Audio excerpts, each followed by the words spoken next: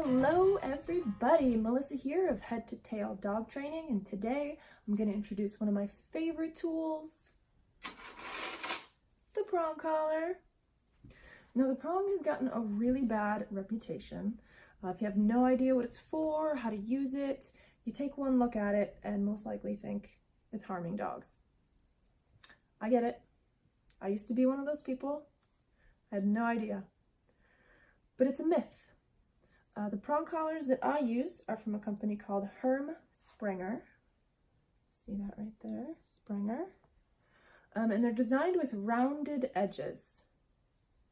I don't know if you can see that, but a lot of the prong collars that you can get at stores like Petco or PetSmart will have more blunt, just chopped off edges, little jagged, and they can cause some irritation. But the mechanics of the prong collar are such that when it's activated, it applies the same amount of pressure around the dog's neck, not restricting the dog's breathing, unlike a flat buckle collar. If you use the tool properly, the way it's designed, it should be virtually impossible to cause your dog any harm. What it does do is allow for more streamlined and meaningful communication between human and animal. It's important to mention before I move on that it's not the tool that trains the dog. You don't just throw on a prong collar, or any collar for that matter, and expect it to solve a problem. Training does that. I will demonstrate how to properly introduce the collar to your dog and use it for the basic heel command in a separate video.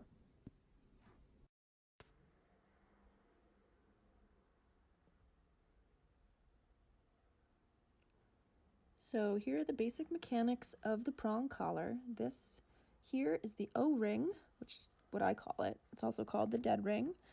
This is the D-ring. It has a swivel here, and this is where you attach the leash. This is the center face plate.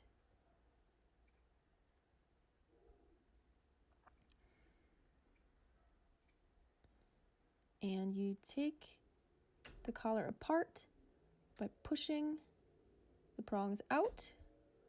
No squeezing necessary, but then when putting it back together, a little squeeze, and it goes back together. You can also take it apart right here by the face plate. You push your thumb down and pull out, and same for when you put it back in, you squeeze. I find it's a little more challenging to put that together there on the face plate.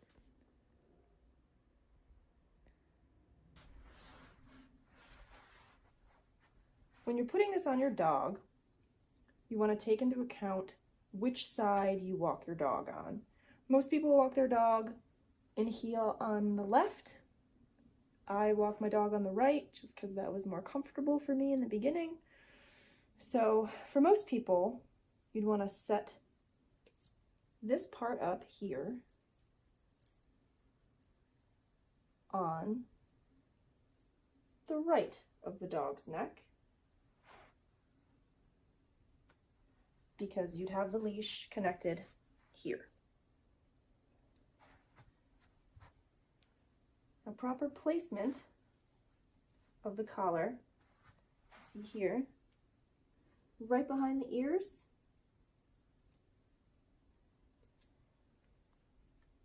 Snug enough, but not too snug. You want to be able to fit your fingers slightly underneath.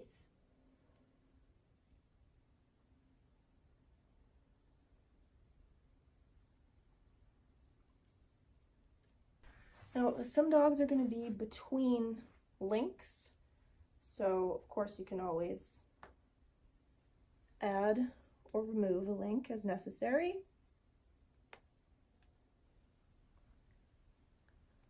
Herm Sprenger sells extra links in packs of 3 that you can purchase separately.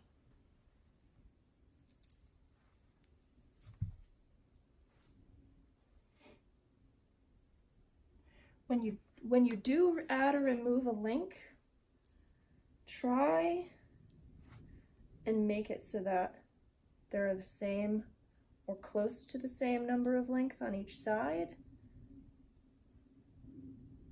to maintain the even amount of pressure.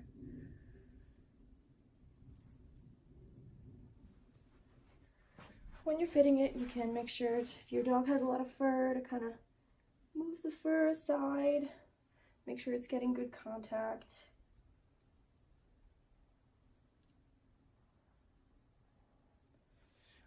For pushier, brattier dogs, it's okay for the prong to be a little more snug, and with dogs who are a little easier, it's okay for it to be a little more loose.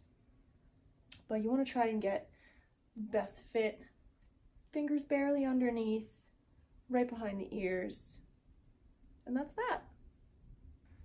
So for safety precautions, sit, sit, sit, good boy. Attaching the prong collar to the flat buckle collar. The flat buckle collar should really only hold dog tags. It's really just for that purpose, and in this case, for safety reasons, so we would attach the prong collar to the flat buckle collar with a carabiner. This one's a little too big. I don't do this with my personal dog because he's under voice control, but this is for demonstration purposes. Come here, over here, good boy. Sit, sit, good. So, you want to attach the carabiner to the O-ring, aka the dead ring, not the D-ring. Over your head. And to the metal part here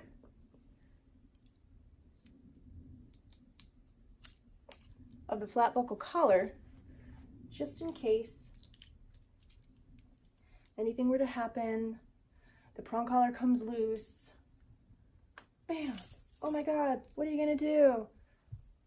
Well, you're still attached to the dog via your leash here and the flat buckle collar, so you won't have a loose dog.